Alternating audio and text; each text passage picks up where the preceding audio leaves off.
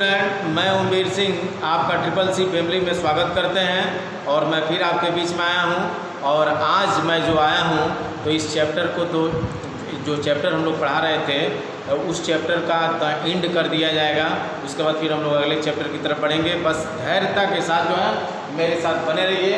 और जो मैं आज बताऊंगा वो बोर्ड परीक्षा में अक्सर ये आने वाले क्वेश्चन हैं। देखिए इसमें ये उष्मा जो रासायनिक अभिक्रियाओं के बारे में हम लोग पढ़ रहे थे उसके बारे में विस्तार से हमने आपको इसके पहले वाले लेक्चर में समझा दिया है। अगर आपने उस वीडियो को नहीं देखा है तो उसको आप प्लेलिस्ट में जाकर देख सकते हैं।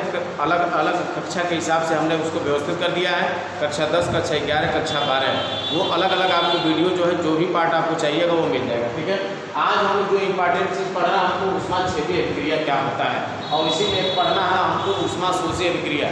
तो देखिए ऊष्माक्षेपी का मतलब क्या होता है तो याद रखिएगा कि वह अभिक्रिया जिसके संपन्न कराने में जिसके संपन्न होने में ऊष्मा उत्पन्न हो, कह सकते हैं वह अभिक्रिया जिसके संपन्न होने में ऊष्मा उत्पन्न होती है उसे ऊष्माक्षेपी कहेंगे। और एक अभी अभिक्रिया हम लोग पढ़ेंगे ऊष्माशोषी अभिक्रिया।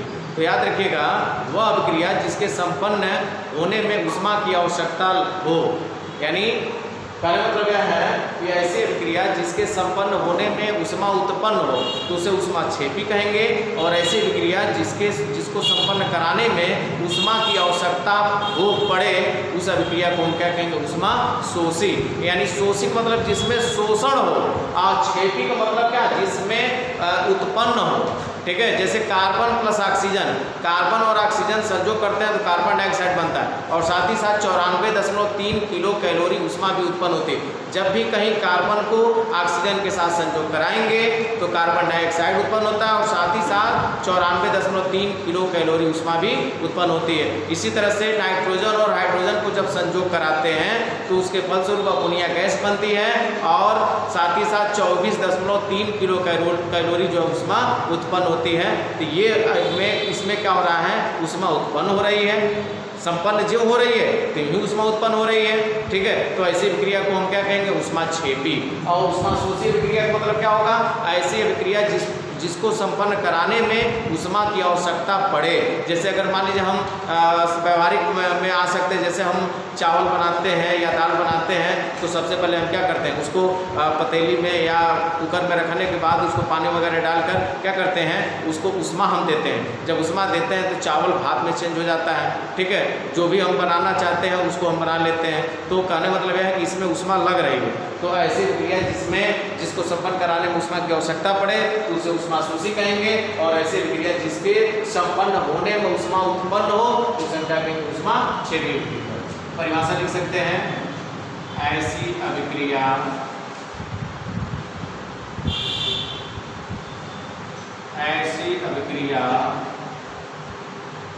जिसके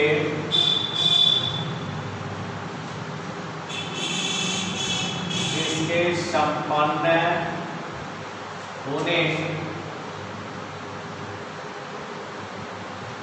होने पर ऊष्मा उत्पन्न होती है।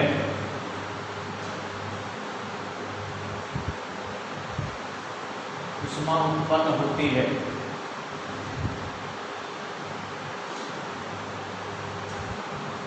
ऐसी अभिक्रिया जिसके संपन्न होने पर ऊष्मा उत्पन्न होती है उसे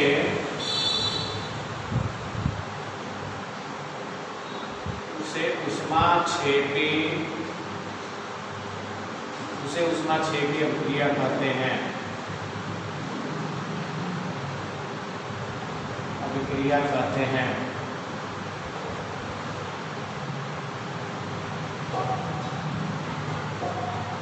ठीक है, जैसे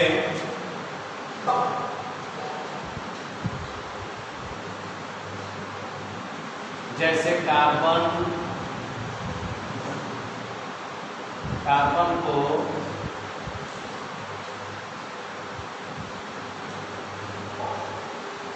ऑक्सीजन में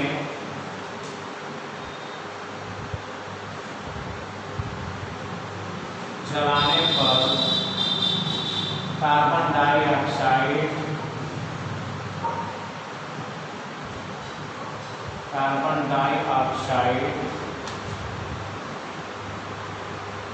कार्बन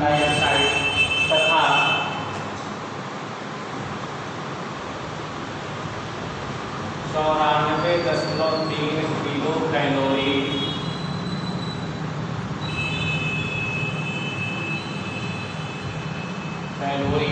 ऊष्मा उत्पन्न होती है।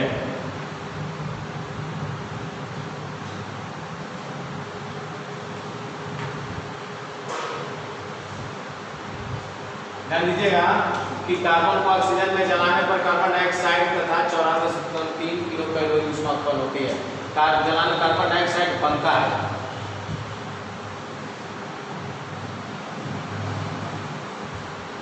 कार्बन डाइऑक्साइड बनता है तथा 94.3 किलो कैलोरी ऊष्मा उत्पन्न होती है। देखिएगा फिर से रिएक्शन C+O2 CO2 और साथ ही साथ कितना ऊष्मा, तो आप जान सकते हैं 94.3 किलो कैलोरी।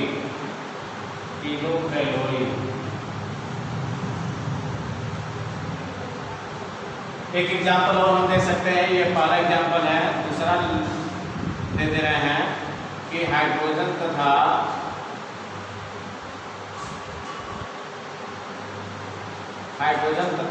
नाइट्रोजन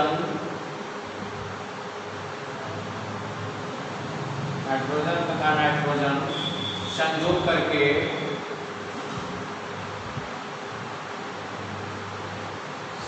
करके अमोनिया गैस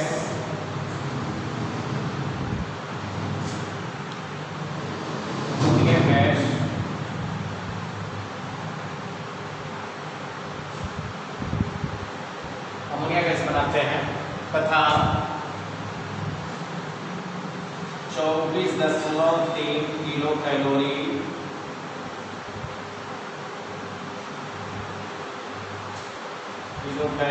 ऊष्मा उत्पन्न होता है।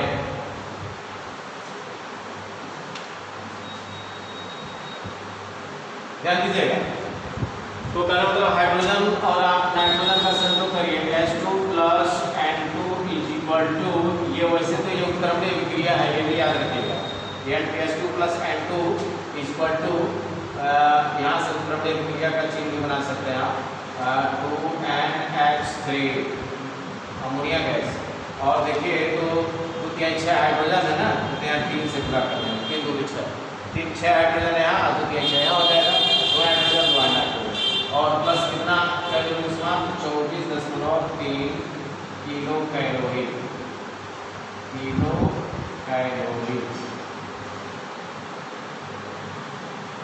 तो याद रखेंगे। देखिए यह कहने के लिए, देखिए नाम से स्पष्ट है कि ऊष्मा छेपी। आपको ये लग रहा है जैसे मान लीजिए परीक्षा में अक्सर आता है, या वो इंटर तक वाली परीक्षा में आता है, जब आप केमिस्ट्री इंटर का भी पढ़ेंगे तो उसमें भी इंपॉर्टेंट है। तो कहने मतलब है नाम तो बहुत छोटा है, लेकिन बच्चे जब नहीं पढ़े रहेंगे तो आपके लिए कठिन लगेगा।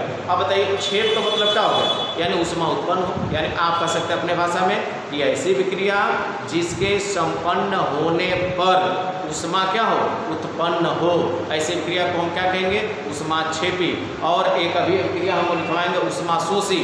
तो शोषी माने शोषण, अशोषण का मतलब क्या है, उसको मान लीजिए कोई भी हम काम करें तो काम करने के पहले हमको ऊष्मा देना पड़े, तो ऐसी क्रिया जिसको संपन्न कराने में ऊष्मा की आवश्यकता पड़े उसे हम क्या कहेंगे, ऊष्मा शोषी क्रिया। तो हमें उम्मीद है कि ये दोनों एग्जाम्पल और ये परिभाषा आपको क्लियर हो गया होगा, और कहीं भी रटने की जरूरत नहीं, केवल समझ के लिखने की जरूरत है। ओके, अब आपके सामने देखिए स्क्रीन पर मैं लिखा हूँ ऊष्मा शोषी विक्रिया। मैं इसके पहले जस्ट मैं समझाया हूँ कि वह अभिक्रिया जिसको संपन्न कराने में ऊष्मा की आवश्यकता पड़े उसे हम क्या कहेंगे, ऊष्मा शोषी विक्रिया कहेंगे।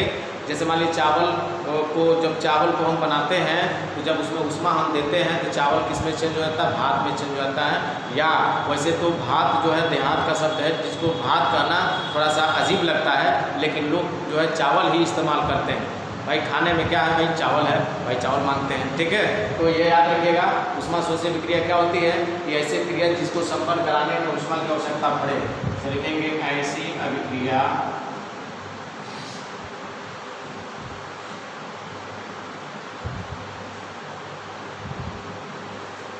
जिसको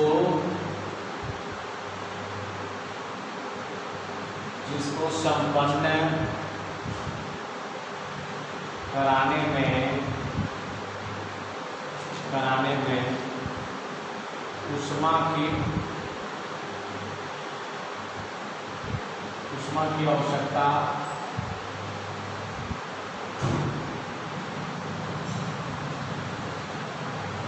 आवश्यकता हो उसे ऊष्मा शोषी अभिक्रिया कहते हैं। उसे ऊष्मा शोषी अभिक्रिया कहते हैं।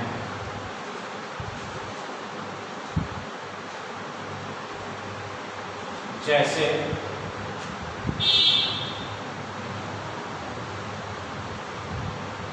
हाइड्रोजन आयोडाइड, हाइड्रोजन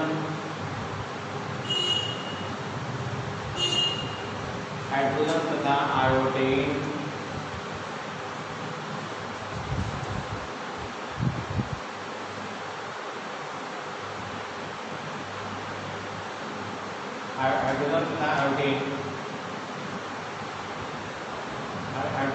आयोडीन मिलकर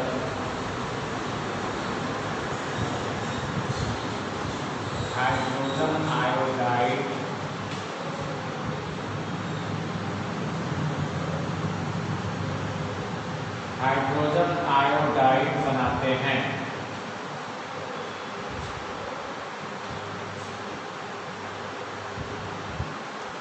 हाइड्रोजन आयोडाइड बनाते हैं तथा 12 किलो कैलोरी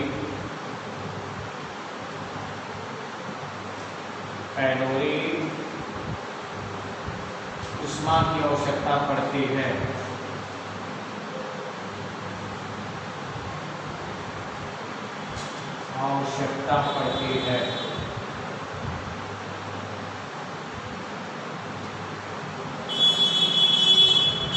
ठीक है, यानी हाइड्रोजन तथा आयोडीन मिलकर हाइड्रोजन आयोडाइड बनाते हैं तथा 12 किलो कैलोरी ऊष्मा की आवश्यकता पड़ती है। जैसे देखिए हाइड्रोजन का सूत्र होता है H2, आयोडीन का सूत्र होता है I2 = ये क्या बनाता है हाइड्रोजन आयोडाइड का सूत्र होता है HI। देखिएगा 2 हाइड्रोजन यहाँ है, 2 आयोडीन यहाँ है, यहाँ एक काम करते हैं तो उसे गुणा कर देते हैं। और देखिए कि कितना किलो कैलोरी ऊष्मा की आवश्यकता पड़ती है, 12 किलो कैलोरी। तो 12 किलो कैलोरी है तो जिसके पहले आप प्लस लिख रहे थे, लेकिन यहाँ क्या करेंगे, प्लस नहीं लिखेंगे, क्या लिखेंगे, माइनस। क्यों? क्योंकि पहले ही आवश्यकता पड़ रही है ना। एक काम करिए, या तो इधर माइनस लिख दीजिए 12 किलो कैलोरी, नहीं तो प्लस करना थी, इधर प्लस जोड़ दीजिएगा। तो ऐसे अगर प्लस में लिखना होगा तो प्लस क्या लिखेंगे, 12 किलो कैलोरी, 12 किलो कैलोरी हो जाएगा, 12 किलो कैलोरी।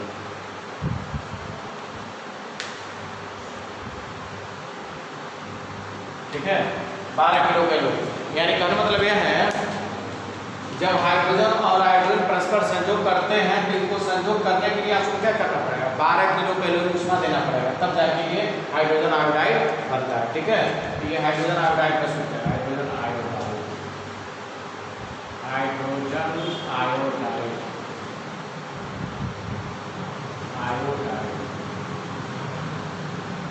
इसी प्रकार जैसे कार्बन और हाइड्रोजन, इसी प्रकार एक एग्जाम्पल अगर लिखना चाहेंगे तो जब कार्बन और हाइड्रोजन को संयोग कराते हैं तो एथिलीन बनती है, एथिलीन गैस, और एथिलीन के साथ ही साथ 11 किलो कैलोरी ऊष्मा भी उत्पन्न होती है। तो यानी ये पहला एग्जाम्पल हो गया। दूसरा एग्जाम्पल लिखना चाहें तो लिख सकते हैं कि जब ये कार्बन तथा हाइड्रोजन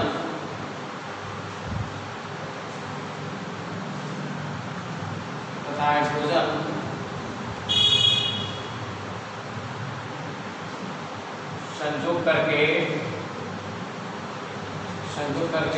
एथिलीन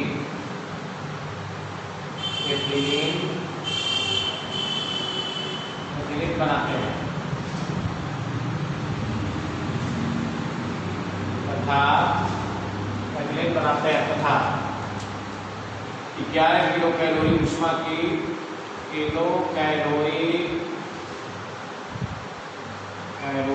ऊष्मा की आवश्यकता पड़ती है,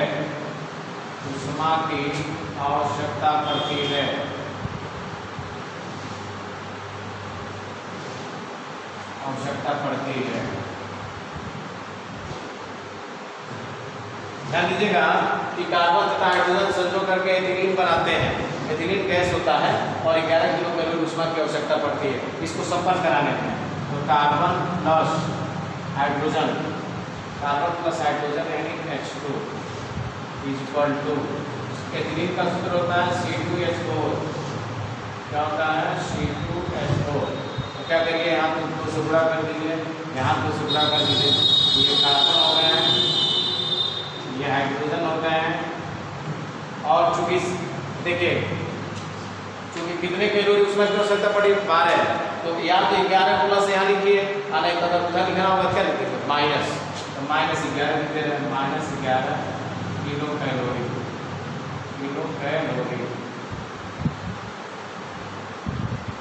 ये माइनस क्या बता रहा है? ये एथिलीन गैस है, ये एथिलीन है। ध्यान दीजिएगा, ये माइनस क्या बता रहा है? ये माइनस इधर आएगा क्या हो जाएगा? प्लस। जैसे ये धन 12 था, और जब इधर आएगा क्या हो जाएगा? माइनस। जब माइनस आएगा तो समझ लीजिएगा कि ये क्रिया संपन्न हुई है, यानी ऊष्मा की आवश्यकता पड़ी है, तब माइनस यहाँ आया। और जहाँ प्लस रहेगा इधर तब, तो समझ लीजिएगा कि ऊष्मा उसमें क्या हुई है? उत्पन्न हुई है। तो जब ऊष्मा उत्पन्न होती है, यानी ऐसे क्रिया जिसको संपन्न कराने पर ऊष्मा उत्पन्न होती है, उसे ऊष्माक्षेपी कहते हैं, क्षेपी क्रिया। और ऐसी क्रिया जिसको संपन्न कराने में ऊष्मा की आवश्यकता पड़ती है, उसे हम क्या कहते हैं? ऊष्मा शोषी क्रिया कहते हैं। और आपके सामने देखिए 2 मैं एग्जाम्पल दे दिया हूँ। इसमें 12 किलो कैलोरी ऊष्मा उत्पन्न हुई है, इसमें 11 किलो कैलोरी ऊष्मा उत्पन्न हुई है। और हमें उम्मीद है कि आपको इसे समझने में किसी प्रकार की दिक्कत नहीं हुई है। देखिए आपके सामने अब अगला है हेडिंग आपका संक्षारण, जिसको क्रोजन कहते हैं। ये वेरी इंपॉर्टेंट है, ये फुल एग्जाम के लिए इंपॉर्टेंट है, याद रखिएगा। संक्षारण देखिएगा, ये जितना मैं आज का जो लेक्चर मैं बता रहा हूँ वेरी मोस्ट इंपॉर्टेंट है, जो कि बोर्ड परीक्षा में अक्सर आने वाले हैं। इसके बाद आपको विकृत गंधिता मैं बताऊंगा, ठीक है? तो याद रखिएगा संक्षारण क्या होता है। तो संक्षारण याद रखिए, जैसे मान लीजिए लोहे की जो बनी वस्तुएं होती हैं वो कैसी होती है? चमकीली होती है। लोहे की जो वस्तुएं होती हैं वो कैसी होती हैं? चमकीली। जब यह लोहे की जो वस्तुएं जो चमकीली होती हैं, जब वह किसी आर्द्र जगह में रख दी जाती हैं और उसमें नमी वायु के संपर्क में जब आती हैं, तो उनके ऊपर एक परत बन जाता है। किस रंग का? भूरे रंग का परत बन जाता है। लालिमा युक्त भूरे रंग का एक परत बन जाता है, जिसको हम कहते हैं जंग लगना। क्या कहते हैं? जंग लगना। और जब जंग लग जाता है तो उसी प्रक्रिया को हम क्या कहते हैं? संक्षारण कहते हैं। क्यों संक्षारण कहते हैं? क्योंकि जब वो जंग लग जाता है तो उसकी जो वो क्या कहते हैं, जो परत होती है वह, जिसको मूर्छा के नाम से भी आप जानते हैं, वह झड़ जाती है। तो उसी जो उसमें से जो लोहे में जो कमी हो रही है, उसी प्रक्रिया को हम क्या कहते हैं? संक्षारण। या आप सिंपल भाषा में कह सकते हैं, जब कोई धातु अपने आसपास की नमी वायु आर्द्रता के संपर्क में आती है तो वह संक्षारित हो जाती है, और इसी प्रक्रिया को हम संक्षारण करते हैं। जैसे आधुनिक युग में आप देख सकते हैं, और भी एग्जाम्पल हम दे सकते हैं, जैसे चांदी के ऊपर काला परत बनना तथा तांबे के ऊपर हरे परत का बनना भी क्या है? संक्षारण का एक उदाहरण है, ठीक है? तो आइए लिखते हैं, जब कोई धातु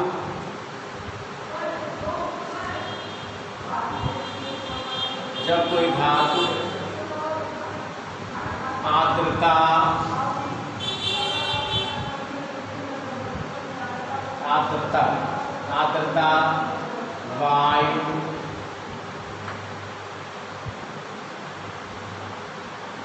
आदि के संपर्क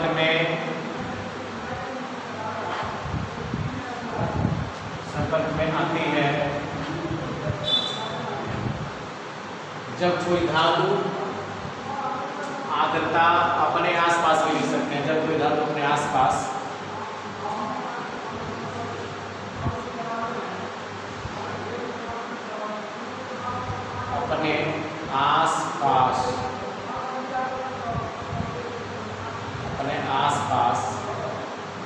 जब कोई धातु अपने आसपास आर्द्रता वायु आदि के संपर्क में आती है तो वह वह संक्षारित हो जाती है। इस प्रक्रिया को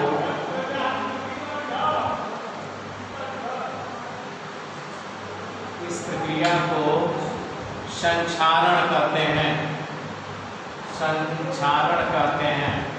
इस प्रक्रिया को संक्षारण कहते हैं। ठीक है, इस प्रक्रिया को हम क्या कहेंगे? संक्षारण। जब कोई धातु के आसपास आर्द्रता वायु के संपर्क में आती है तो वह संक्षारित हो जाती है।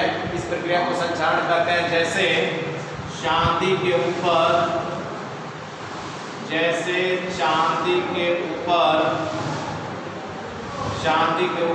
काले परत का बनना।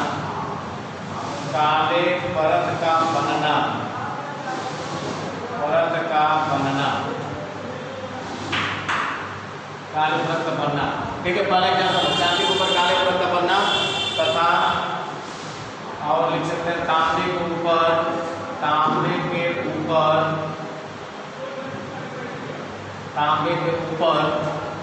हरे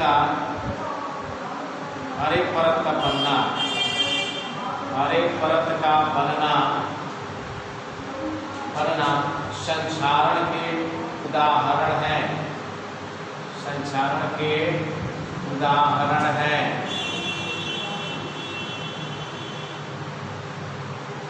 उसके बाद अगला आता है विकृत गंधिता।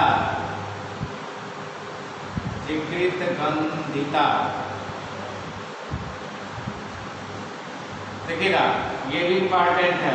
IMP ये मैं जो भी आज इस लेक्चर में मैं बता रहा हूँ ये आपके लिए वेरी वेरी इंपॉर्टेंट है और आपको इन चारों पॉइंट को विशेष ध्यान रखना है। उष्माक्षेपी, उष्माशोषी, संक्षारण और विकृत गंधिता। अब ये विकृत गंधिता क्या होती है इसको भी जान लीजिए।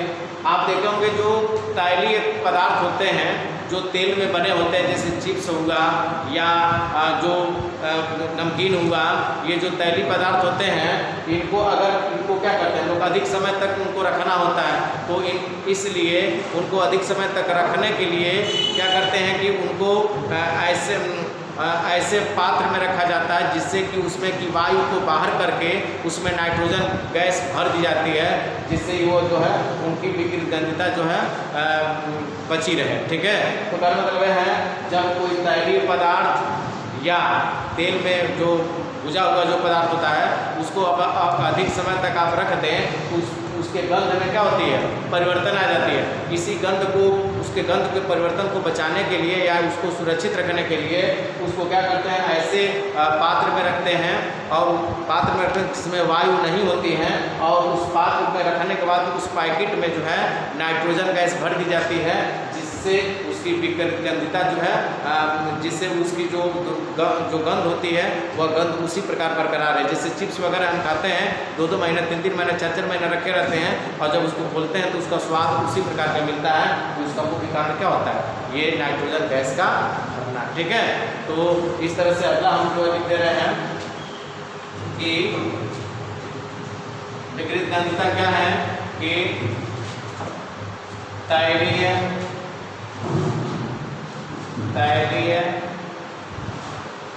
खाद्य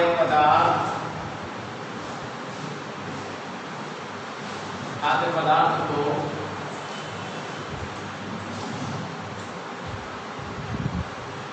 अधिक समय तक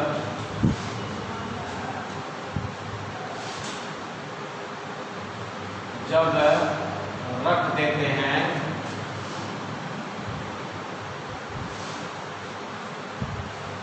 तो उसके गंध में परिवर्तन आ जाता है।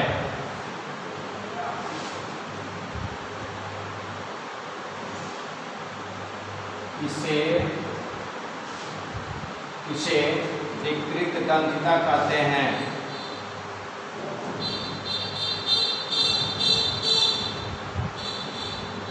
इसे विकृत गंधिता कहते हैं। तैलीय खाद्य पदार्थ को अधिक समय तक जब रख देते हैं तो उसके गंध में परिवर्तन आ जाता है, इसे क्या कहते हैं? विकृत गंधिता कहते हैं। इन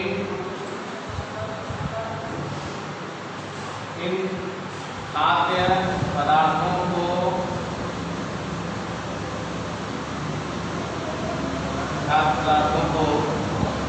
सुरक्षित रखने के लिए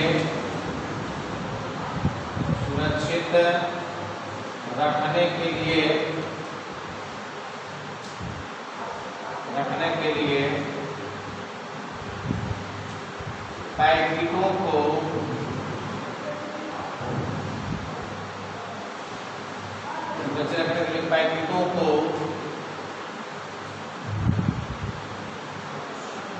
वायु रहित करके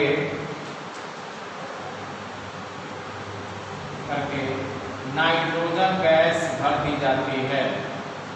नाइट्रोजन गैस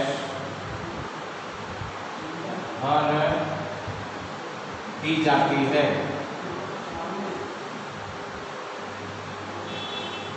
ठीक है, तो ध्यान दीजिएगा, ये विकृत गंधिता और संक्षारण, ये दो चीजों को आपको ध्यान रखना है। विकृत गंधिता क्या होती है? जो तैलीय खाद्य पदार्थ होते हैं जैसे चिप्स वगैरह वो हैं या नमकीन, इनको अधिक समय तक जब आप रख देते हैं, खुले में रख देते हैं, उनके गंध और स्वाद में क्या होता है? परिवर्तन आ जाता है। इसी को हम क्या कहते हैं? विकृत गंधिता कहते हैं। लेकिन अगर आपको वास्तव में विकृत गंधिता से इन खाद्य पदार्थों को अगर आपको बचाना है, इसके लिए आपको क्या करना पड़ता है?